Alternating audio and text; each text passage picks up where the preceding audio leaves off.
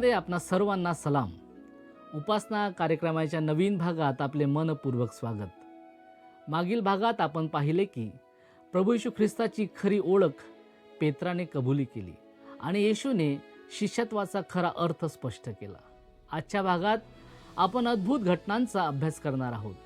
येथे आपण पाहतो की येशू डोंगरावर आपल्या तेजस्वी रूपात प्रगट होतो, त्याचे रूपांतर होते आणि देवाचा आवाज ऐकू येतो, हा माझा प्रिय पुत्र आहे. या घटनेतून येशूचे दिव्य स्वरूप स्पष्ट होते. त्यानंतर आपण पाहतो की शिष्य एका मुलामधून दुष्ट आत्मा काढू शकत नाही, पण येशू त्यांना विश्वासाच्या शक्तीबद्दल शिकवतो की थोडासा खरा विश्वासही मोठे कार्य करू शकतो. पुढे येशू पुन्हा एकदा आपल्या दुःख आणि पुनरुत्थानाबद्दल सांगतो. शेवटी आपण पाहतो की येशू नम्रतेचा आणि आज्ञाधारकतेचा आदर्श ठेवतो, जेव्हा तो मंदिराच्या कराबद्दल शिकवतो आणि चमत्कारिकरित्या त्याची व्यवस्था करतो. या भागातून आपण शिकणार आहोत की येशूचे वैभव ओळखणे, विश्वासात वाढणे आणि नम्रतेने चालणे किती महत्त्वाचे आहे. तर चला आजच्या वचनाच्या अभ्यासाला सुरुवात करूया.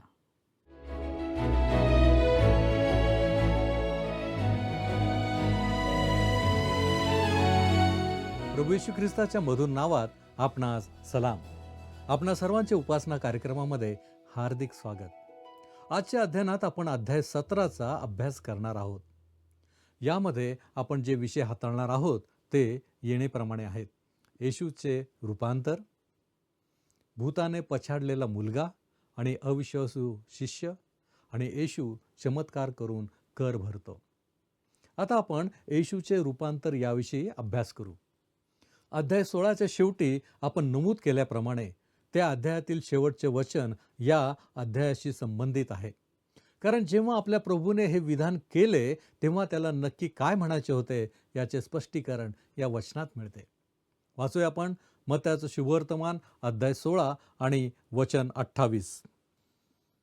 मी तुम्हाला खचित सांगतो, येथे उभे असलेल्यांमध्ये काही असे आहेत की ते मनुष्याच्या पुत्राला त्याच्या राज्यात येताना पाहतील, तोपर्यंत त्यांना मरणाचा अनुभव येणारच नाही. येशूच्या रूपांतराच्या प्रसंगी प्रेषितांच्या बाबतीत हे वचन पूर्ण झाले. हे रूपांतर म्हणजे मनुष्याचा पुत्र आपल्या राज्यात येत आहे याचेच एक दृश्य किंवा चित्र होय. कदाचित कोणी असे म्हणेल, प्रभू येशूचा संदर्भ त्याच्या स्वतःच्या आगामी रूपांतराशीच होता. याबद्दल तुम्ही खात्रीने सांगू शकता का? याचे उत्तर असे की रूपांतराच्या प्रसंगी उपस्थित असलेल्या प्रेषितांपैकी शिमोन पेत्र हा एक होता. आणि आपल्या दुसऱ्या पत्रामध्ये त्याने त्या अनुभवाबद्दल असे लिहिले आहे. पेत्राचे दुसरे पत्र 1 अध्याय 16 ते 18 या वचनामध्ये, कारण चातुर्याने कल्पिलेल्या कथांना अनुसरून आम्ही आपल्या प्रभू येशू ख्रिस्ताचे सामर्थ्य व आगमन या संबंधाने तुम्हाला कळवले असे नाही, तर आम्ही त्याचे ऐश्वर्य प्रत्यक्ष पाहणारे होतो. कारण त्याला देवपित्यापासून सन्मान व गौरव मिळाला, तेव्हा ऐश्वर्ययुक्त गौरवाच्या द्वारे अशी वाणी झाली की हा माझा पुत्र मला परमप्रिय आहे, याच्याविषयी मी संतुष्ट आहे. त्याच्याबरोबर पवित्र डोंगरावर असताना आकाशातून आलेली ही वाणी आम्ही स्वतः ऐकली. त्या दिवशी प्रेषितांच्या बाबतीत येशूचे हे विधान कसे पूर्ण झाले? जेव्हा 3 शिष्यांच्या उपस्थितीत डोंगरावर प्रभू येशू ख्रिस्ताचे रूपांतर होऊन गौरव झाले, तेव्हा हे विधान पूर्ण झाले. ते रूपांतर म्हणजे देवाच्या राज्याचेच एक लघुरूप होते आणि शिमोन पेत्र याने आपल्यासाठी या गोष्टीची पुष्टी केली आहे. रूपांतराचा प्रसंग योहानकृत शुभवर्तमान वगळता इतर सर्व शुभवर्तमानांमध्ये आढळतो. हा प्रसंग ख्रिस्ताच्या देवत्वापेक्षा त्याच्या मानवत्वावर अधिक प्रकाश टाकतो. योहानकृत शुभवर्तमान हे मुख्यतः ख्रिस्ताच्या देवत्वावर भर देत असल्यामुळे त्यात रूपांतराच्या प्रसंगाचा उल्लेख करण्यात आलेला नाही. माझ्या मते प्रभू येशू ख्रिस्ताचे हे रूपांतर केवळ त्याच्या मानवत्वाची सिद्धताच नाही, तर ते संपूर्ण मानवजातीसाठी एक आशेचा किरण देखील आहे. जिथे तुम्हाला जो पुरुष गौरवशाली आणि रूपांतरित झालेला दिसत आहे, तो अशाच प्रकारचा व्यक्ती आहे जसे तुम्ही आहात. प्रियांनो, जर तुम्ही देवाचे लेकरू असाल तर एक दिवस रूपांतरित व्यक्ती बनाल. योहानाचे पहिले पत्राचा 3रा अध्याय आणि 2 या वचनामध्ये म्हटले आहे की प्रियजन हो, आपण आता देवाची मुले आहोत आणि पुढे आपण काय होऊ हे अजून प्रगट झालेले नाही. तरी तो प्रकट होईल तेव्हा आपण त्याच्यासारखे होऊ हे आपल्याला माहीत आहे, कारण जसा तो आहे तसाच तो आपल्याला दिसेल. ख्रिस्तासारखे बनण्याची ही गौरवशाली शक्यता प्रत्येक मनुष्यासमोर आहे. प्रभू येशू ख्रिस्त आपल्या मृत्यूच्या आणि पुनरुत्थानाच्या आधीच गौरवशाली झाला होता आणि हेच ते चित्र आहे जे आपल्याला येथे सादर करण्यात आले आहे. तुमच्या असे लक्षात येईल की लूक वर्तमान अशा काही तपशिलांची नोंद घेते जे मत्तय किंवा मार्क या दोघांनीही समाविष्ट केलेले नाहीत. याचे कारण असे की डॉक्टर लूक यांनीच येशूचे परिपूर्ण मानवत्व प्रकर्षाने मांडले आहे. मत्तयाचं शुभवर्तमान 17वा अध्याय आणि पहिली 2 वचनं आपण वाचूया. मग 6 दिवसानंतर येशूने पेत्र, याकोब व त्याचा भाऊ योहान यांना आपल्याबरोबर एका उंच डोंगरावर एकांती नेले. तेव्हा त्याचे रूप त्यांच्या देखत पालटले.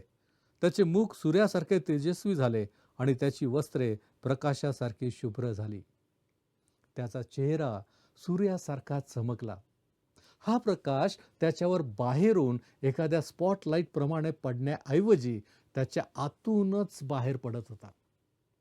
या टप्प्यावर मी अशी एक कल्पना मांडू इच्छितो की कदाचित याच प्रकारच्या प्रकाशाचे वस्त्र आदाम आणि हव्वा यांनी एदेन बागेत त्यांच्या पतनापूर्वी परिधान केले असावे. पाप केल्यानंतर त्यांना जाणीव झाली की आपण नग्न आहोत.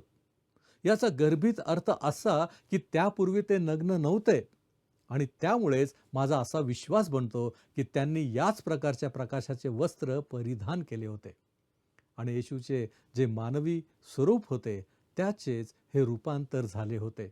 हे रूपांतर येशूच्या परिपूर्ण मानवतेचे दर्शन घडवते. रूपांतर हा शब्द मेटामॉर्फोसिस या संज्ञेशी संबंधित आहे. रूपांतर म्हणजे स्वरूपातील बदल असून जसे सुरवंट फुलपाखरू बनते तसेच माणसाचे शरीरही भविष्यात बदलणार आहे. ख्रिस्ताच्या आगमनाच्या वेळी हे रूपांतर होईल हीच मानवतेची आशा आहे. पुढे आपण जाऊया. 3रं वचन. तेव्हा पहा, मोशे व एलिया हे त्याच्याबरोबर संभाषण करत असलेले त्यांच्या दृष्टीस पडले. मोशे हा नियमशास्त्राचा प्रतिनिधी होता, तर एलिया हा संदेष्टांचा प्रतिनिधी होता. मोशेचा मृत्यू झाला होता तर एलिया अग्नीच्या रथातून या जगातून निघून गेला होता. लूक आपल्याला सांगतो की ते येरुशलेममध्ये येशूच्या निर्गमनाविषयी म्हणजे मृत्यूविषयी चर्चा करत होते. लूक वर्तमान 9वा अध्याय 30 आणि 31 ही वचनं सांगतात. आणि पहा, मोशे व एलिया हे दोघे जण त्याच्याबरोबर संभाषण करत होते. ते तेजोमय दिसले आणि तो जे आपले निर्गमन येरुशलेमेत पूर्ण करणार होता त्याविषयी ते बोलत होते. नियमशास्त्र आणि संदेष्टे यांनी प्रभू येशू ख्रिस्ताच्या मृत्यूविषयी साक्ष दिली. जाऊया आपण पुढे. 4थं वचन. मग पेत्र येशूला म्हणाला, प्रभूजी, आपण येथे असावे हे आपल्याला बरे आहे. आपली इच्छा असली तर मी येथे 3 मंडप करतो, आपणासाठी एक, मोशेसाठी एक व एलियासाठी एक. पेत्र नेहमी बोलण्याची घाई करत असे आणि अनेकदा चूक करत असे. अर्थात पेंटेकॉस्टच्या दिवसापर्यंत तरी हेच घडत असे. येथेही त्याने येशूला मोशे व एलिया यांना प्रभू येशूच्या बरोबरीच्या पातळीवर आणण्याचा प्रयत्न केला. त्यामुळे देवाने त्याला दुरुस्त केले. पेत्राच्या या अविवेकी वर्तनाचे स्पष्टीकरण देताना लूक म्हणतो, लूक वर्तमान 9वा अध्याय आणि 33 या वचनामध्ये की जे तो बोलला त्याचे त्याला भान नव्हते. आणि असे अनेक लोक आहेत जे आपण काय बोलत आहोत हे नीट न समजताच बडबड करत असतात. पेत्राला कान उघडणीला सामोरे जावे लागले. त्याने शांत राहणेच अधिक श्रेयस्कर ठरले असते. पुढे जाऊया. 5वं वचन. तो बोलत आहे इतक्यात पहा, तेजस्वी मेघाने त्यांच्यावर छाया केली आणि पहा, मेघातून अशी वाणी झाली की हा माझा पुत्र मला परमप्रिय आहे, याच्याविषयी मी संतुष्ट आहे, याचे तुम्ही ऐका. ही देवपित्याने आपला पुत्र येशू याच्याविषयी दिलेली साक्ष आहे. प्रकटीकरणाच्या बाबतीत येशू हाच अंतिम अधिकार आहे. मोशे, एलिया आणि इतर संदेष्टांनी जे काही सांगितले होते ते खरोखरच अद्भुत होते. इब्री लोकांना पत्र लिहिणारा लेखक म्हणतो, इब्री लोकास पत्र 1 अध्याय आणि पहिल्या 2 वचनांमध्ये, की देव प्राचीन काळी अंशांनी व प्रकाराने संदेष्टांच्या द्वारे आपल्या पूर्वजांशी बोलला. तो या काळाच्या शेवटी पुत्राच्या द्वारे आपल्याशी बोलला आहे. त्याने त्याला सर्व गोष्टींचा वारस करून ठेवले आणि त्याच्याद्वारे त्याने विश्व निर्माण केले. हा पुत्रच तो आहे जो मानवासाठी देवाचे अंतिम प्रकटीकरण म्हणून या पृथ्वीवर अवतरला. आता पित्याने उच्चारलेल्या या महान विधानाकडे लक्ष द्या. हा माझा पुत्र मला परमप्रिय आहे, याच्याविषयी मी संतुष्ट आहे. याचे तुम्ही ऐका. देवाने स्वर्गातून केवळ येशूविषयीच हा माझा प्रिय पुत्र आहे ज्याच्यावर मी प्रसन्न आहे असे घोषित केले. देव केवळ येशूवरच पूर्णपणे प्रसन्न आहे. माणूस स्वतःहून देवाला संतुष्ट करू शकत नाही, पण ख्रिस्तावर विश्वास ठेवल्यावर त्याच्यामध्ये असल्यामुळे आपलाही देवाकडून स्वीकार होतो. त्यामुळे ख्रिस्तामध्ये असणे हाच देवाच्या सानिध्यात जाण्याचा एकमेव मार्ग आहे. जाऊया आपण पुढे. मत्तय 17:6-8 ही वचनं आपण वाचूया. हे ऐकून शिष्य पालथे पडले व फार भयभीत झाले. तेव्हा येशूने जवळ येऊन त्यांना स्पर्श करून म्हटले, उठा, भिवू नका. मग त्यांनी दृष्टी वर करून पाहिले, तेव्हा येशू शिवाय कोणी त्यांना दिसला नाही. तुम्हाला तुमच्या जीवनासाठी एखादे उत्तम बोधवाक्य हवे आहे का? मी तुम्हाला हे 2 शब्द सुचवेन. केवळ येशू, म्हणजे येशू शिवाय कोणी नाही. तोच तो आहे ज्याच्याकडे सर्व अधिकार आहेत. मला आशा आहे की तुम्ही तुमच्या बायबलमध्ये हे 2 शब्द, येशू शिवाय कोणी नाही, नक्कीच अधोरेखित कराल. हे शब्द आपल्या सर्वांसाठी एक उत्तम बोधवाक्य ठरतात. पुढे जाऊया. 9 वचन. नंतर ते डोंगरावरून खाली येताना येशूने त्यांना आज्ञा केली की मनुष्याचा पुत्र मेलेल्यातून उठवला जाईपर्यंत हा साक्षात्कार कोणालाही सांगू नका. हे सांगण्यासाठी पुनरुत्थानापर्यंत वाट का पाहावी आणि नेमक्या त्याच वेळी हे का सांगितले जावे? कारण हा सुवार्तेच्या कथेचाच एक भाग आहे. यातून येशू कोण आहे हे स्पष्ट होते. तो देवाचा परिपूर्ण असा कोकरा आहे. त्याची 3 वर्षे कसून परीक्षा घेतली गेली आणि या क्षणी जगाच्या पापांसाठी आपला प्राण देण्यासाठी तो वधस्तंभाच्या दिशेने प्रवास करत आहे. पहा, देवाला निर्दोष अशा कोकराची आवश्यकता होती आणि प्रभू येशू ख्रिस्त हा एकमेव असा होता जो मानव जातीसाठी बदली म्हणून आपला प्राण देऊ शकत होता, कारण तो पूर्णपणे निष्पाप होता. आपल्या परिपूर्ण मानव स्वरूपामध्येच त्याचे रूपांतर झाले होते. तोच मानवजातीची एकमेव आशा आहे. मानवजातीची आशा ही विज्ञानात किंवा शिक्षणात सामावलेली नाही. आज या दोन्ही गोष्टी आपली निराशाच करत आहेत. त्यांनी फ्रँकनस्टाईन सारखे काल्पनिक भयानक राक्षस निर्माण केले आहेत आणि आता त्या राक्षसांचे काय करावे हेच आपल्याला समजत नाही. तसेच मिशिगन राज्यात एक छोटीशी गॅसोलिनवर चालणारी गाडी तयार केली आहे आणि आज ती गाडी हवा प्रदूषित करून व सर्व महामार्ग ठप्प करून आपल्यासाठी अनेक समस्या निर्माण करत आहे. विज्ञान या समस्येचे निराकरण करू शकत नाही. प्रियानो, माझ्यावर विश्वास ठेवा. जगाची खरी आशा ही केवळ येशू ख्रिस्त नावाच्या एका व्यक्तीमध्येच सामावलेली आहे. तुम्ही त्याला नक्की ओळखता ना? तोच तुमची एकमेव आशा आहे. जाऊया पुढं. 10 वचन. त्यावर त्याच्या शिष्यांनी त्याला विचारले, मग एलिया प्रथम आला पाहिजे असे शास्त्री का म्हणतात? हे विधान खरोखरच अत्यंत महत्त्वपूर्ण आणि लक्षवेधी आहे. जाऊया आपण पुढं. 11 वचन. त्याने उत्तर दिले, एलिया येऊन सर्व काही यथास्थित करील हे खरे.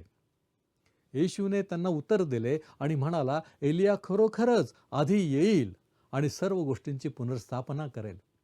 मलाखीच्या संदेशवाणीत जे सांगितले होते त्याला येशू दुजोरा देतो. जाऊया आपण पुढं. 12 वचन. पण मी तुम्हाला सांगतो की एलिया तर आलाच आहे आणि त्यांनी त्याला न ओळखता त्यांना वाटेल तसे त्यांनी त्याचे केले. त्याप्रमाणे मनुष्याचा पुत्रही त्यांचे सोसणार आहे. यामुळे बाप्तिस्मा करणाऱ्या योहानाविषयी अनेक लोकांच्या मनात एक प्रश्न निर्माण होतो. तो खरोखरच एलिया होता का? याच समस्येचा आपण मत्तई 11व्या अध्यायामध्येही विचार केला आहे. या अध्यायात आमचा प्रभू हे स्पष्ट करण्याचा प्रयत्न करत आहे की येशूला वधस्तंभावर मरण पत्करावे लागले याचे कारण बाप्तिस्मा करणारा योहान हा एलिया नव्हता हे म्हणणे चुकीचे आहे. कारण ख्रिस्त आपले राज्य स्थापन करण्यासाठी परत येण्यापूर्वी एलियाचे आगमन होणे आवश्यक आहे, असा एक युक्तिवाद केला जातो. आपला प्रभू असे म्हणत आहे की जर लोकांनी त्याचा राजा म्हणून स्वीकार केला असता तर योहान हाच एलिया ठरला असता. हे कसे शक्य आहे असे मला विचारू नका. मी तुम्हाला केवळ शास्त्रवचने जे शिकवतात तेच सांगत आहे. त्याचप्रमाणे मनुष्याच्या पुत्रालाही त्यांच्या हातून दुःख सोसावे लागेल. प्रभू येशूने आपल्या आगामी वधस्तंभावरील मृत्यूचा उल्लेख करण्याची ही दुसरी वेळ आहे. पुढे आपण जाऊया. 13व वचन. तेव्हा बाप्तिस्मा करणारा योहान याच्याविषयी हा आपणास सांगतो हे शिष्यांच्या ध्यानात आले. आता आपला पुढचा मुद्दा आहे भूताने पछाडलेला मुलगा. या प्रसंगात आपल्याला स्वर्गाच्या राज्याशी संबंधित अशी एक परिस्थिती पाहायला मिळते जी आजच्या जगातही दिसून येते. या सर्व घडामोडींमध्ये मंडळीचे स्थान नक्की कुठे आहे? आता माझ्यासोबत त्या डोंगराच्या पायथ्याशी चला. तिथे इतर शिष्य जे रूपांतर होण्याच्या वेळी प्रभूच्या सोबत नव्हते ते खरोखरच मोठ्या संकटात सापडले आहेत. वाचूया आपण 14 ते 16 ही वचनं मत्तई शुभवर्तमान याचा 17वा अध्याय. नंतर ते लोकसमुदायाजवळ आल्यावर एक मनुष्य त्याच्याकडे येऊन त्याच्यापुढे गुडघे टेकून म्हणाला, प्रभूजी, माझ्या मुलावर दया करा, कारण तो फेफरेकरी असून त्याचे फार हाल होतात. तो वारंवार विस्तवात पडतो व वारंवार पाण्यात पडतो. मी त्याला आपल्या शिष्यांकडे आणले, परंतु त्यांना त्याला बरे करता आले नाही.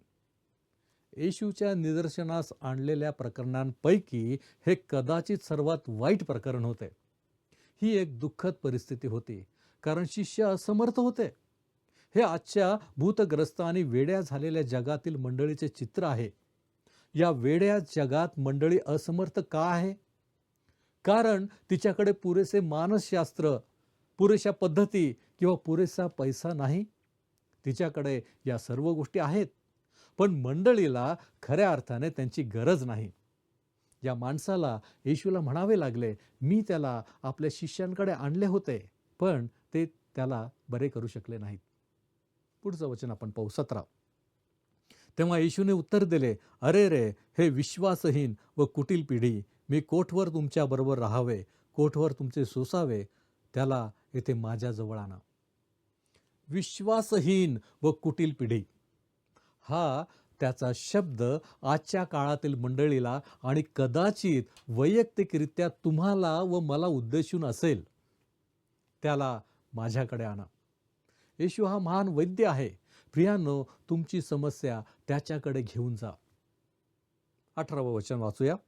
नंतर येशूने भूताला दटावले, तेव्हा ते त्याच्यातून निघून गेले आणि त्याच घटकेपासून मुलगा बरा झाला.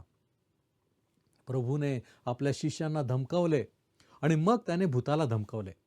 आपल्या प्रभूने हाताळलेले हे कदाचित भूतबाधेचे सर्वात वाईट प्रकरण होते. पुढे आपण जाऊया. 19 आणि 20 ही वचनं वाचू. नंतर शिष्य एकांती येशूजवळ येऊन म्हणाले, आम्हाला ते का काढता आले नाही? तो त्यांना म्हणाला, तुमच्या अल्प विश्वासामुळे. कारण मी तुम्हाला खचित सांगतो की जर तुमच्यामध्ये मोहरीच्या दाणा एवढा विश्वास असला तर या डोंगराला इकडून तिकडे सरक असे तुम्ही म्हटल्यास तो सरकेल. तुम्हाला काहीच असाध्य होणार नाही. तुम्हाला काही असाध्य होणार नाही म्हणजे तुमच्यासाठी देवाच्या इच्छेनुसार असलेले काहीही. या मुलाला भूतबाधेपासून सोडवणे ही देवाची इच्छा होती. शिष्य त्याला का सोडू शकले नाहीत? कारण त्यांच्याजवळ विश्वास नव्हता. जाऊया आपण पुढे 21वं वचन. तरी पण प्रार्थना व उपास यान वाचून असल्या जातीचे भूत निघत नाही. हे वचन उत्तम हस्तलिखितांमध्ये नाही. आपला पुढील मुद्दा आहे, पुन्हा येशू आपल्या मृत्यूची आणि पुनरुत्थानाची घोषणा करतो. तिसऱ्यांदा प्रभू आपल्या शिष्यांना आठवण करून देतो की तो मरण पावेल आणि मेलेल्यातून पुन्हा उठवला जाईल. यावेळेस आपण 22 आणि 23 ही वचनं वाचणार आहोत. ते गालिलात एकत्र जमले असता येशू त्यांना म्हणाला, मनुष्याचा पुत्र लोकांच्या हाती धरून दिला जाणार आहे. ते त्याला जीवे मारतील आणि तिसऱ्या दिवशी तो उठवला जाईल. तेव्हा ते फार खिन्न झाले. आपल्या मृत्यूविषयी आणि पुनरुत्थानाविषयी तो आपल्या शिष्यांशी बोलण्याची ही तिसरी वेळ आहे. त्याने याचा पहिला उल्लेख तेव्हा केला होता जेव्हा तो कैसरिया फिलिपी येथे होता. आता तो गालिलमध्ये आहे, येरुशलेमकडे जाण्याच्या मार्गावर, आणि तो पुन्हा एकदा या गोष्टीचा उल्लेख करतो. शिष्यांच्या हाती केवळ दुःख व्यक्त करणेच उरले होते. आता आपला पुढील मुद्दा आहे, माशाच्या तोंडातून मिळालेला कर. वाचूया आपण मत्ताचं शुभवर्तमान 17 अध्याय आणि 24 वचन. नंतर ते कफर्नहुमात आल्यावर मंदिरपट्टीचा रुपया वसूल करणारे पेत्राकडे येऊन म्हणाले, तुमचा गुरु मंदिराच्या पट्टीचा रुपया देत नाही काय? येथे उल्लेखलेली मंदिरपट्टी म्हणजे कर. याचाच अर्थ मंदिराच्या देखभालीसाठी दरवर्षी जमा केला जाणारा निधी होय. 25 वचन आपण वाचूया. त्याने म्हटले, हो देतो. मग पेत्र घरात आल्यावर तो बोलण्याच्या अगोदर येशू म्हणाला, शिमोना, तुला काय वाटते? पृथ्वीवरील राजे जकात किंवा पट्टी कोणापासून घेतात? स्वतःच्या मुलांपासून की परक्यांपासून? पेत्र बोलण्याच्या अगोदर याचा अर्थ असा की येशू त्याच्या आधी बोलला. 26 वचनाकडे आपण जाऊया. परक्यांपासून असे त्याने म्हटल्यावर येशू त्याला म्हणाला, तर मुले मोकळी आहेत. येशू पेत्राला हे समजावून सांगण्याचा प्रयत्न करत आहे की ज्याप्रमाणे राजघराण्याला करातून सूट असते, त्याचप्रमाणे देवाचा पुत्र या नात्याने देवाच्या मंदिराच्या देखभालीसाठी कर भरण्याचे बंधन आपल्यावरही नाही. पुढे आपण जाऊया. 27 वचन. तथापि आपण त्यांना अडथळा आणू नये म्हणून तू जाऊन समुद्रात गळ टाक आणि आधी वर येईल तो मासा धरून त्याचे तोंड उघड, म्हणजे तुला 2 रुपयांचे नाणे सापडेल. ते घेऊन माझ्याबद्दल व तुझ्याबद्दल त्यांना दे. कर मिळवण्याची त्यांची ही पद्धत निदान एवढे तरी नक्कीच म्हणता येईल की अत्यंत नाविन्यपूर्ण होती. आता आमचा प्रभू हे सिद्ध करून दाखवतो की आदामाने जे काही गमावले होते ते सर्व त्याने पुन्हा प्राप्त केले आहे. सर्व सृष्टी त्याच्या आज्ञेत होती. माशाने आणि पेत्राने दोघांनीही त्याच्या आज्ञेचे पालन केले. माझा असा विश्वास आहे की देवाने आदामालाही संपूर्ण सृष्टीवर असेच प्रभुत्व बहाल केले होते. परंतु पतनाच्या वेळी त्याने ते गमावले आणि देव म्हणाला, उत्पत्तीचा 1 अध्याय 26 या वचनाप्रमाणे, आपल्या प्रतिरूपाचा व आपल्याशी सदृश असा मनुष्य आपण करू.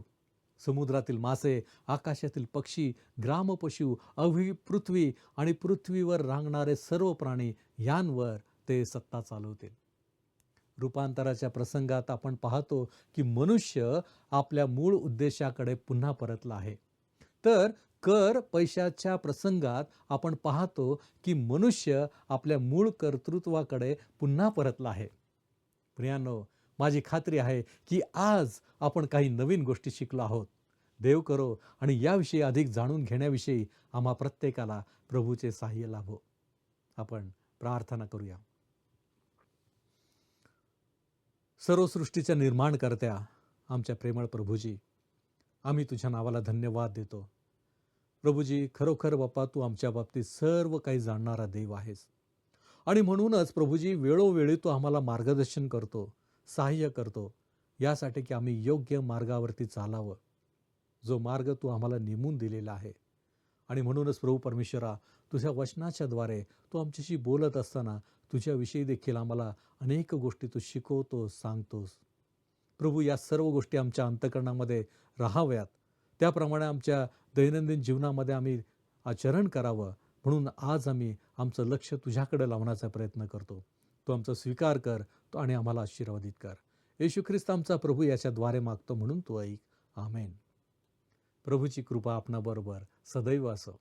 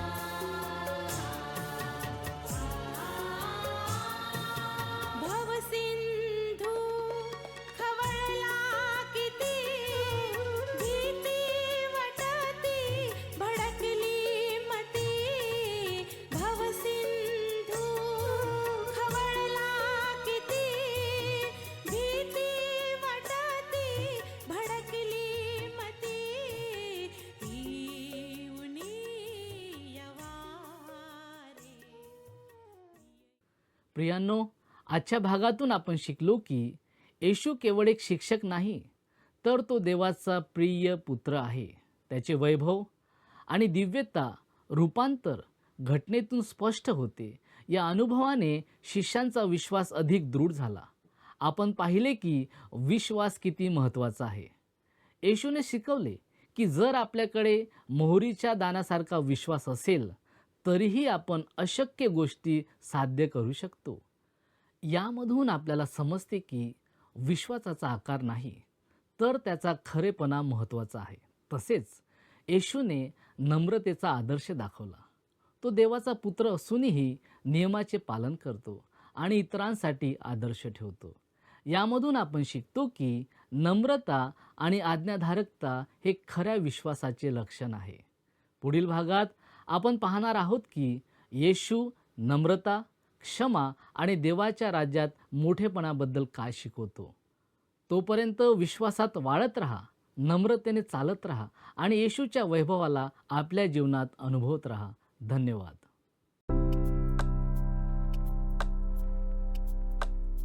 मागील कार्यक्रमातील प्रश्नाचे उत्तर आहे पर्याय ए. आपण ख्रिस्त जिवंत देवाचे पुत्र आहात अशी कबुली पेत्राने दिली. आजचा प्रश्न, शिष्यांना कोणाला बरे करता आले नाही? ए. आंधळ्या मुलाला, बी. फेफरेकरी मुलाला, सी. मुक्या मुलाला, डी. बहिऱ्या मुलाला.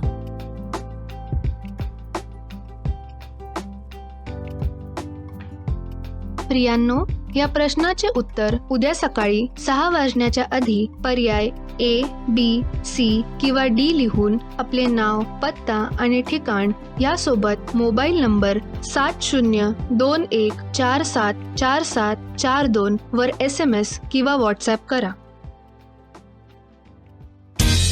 हा कार्यक्रम आपणास आवडला काय? आता आम्हाला एक मिस कॉल करा.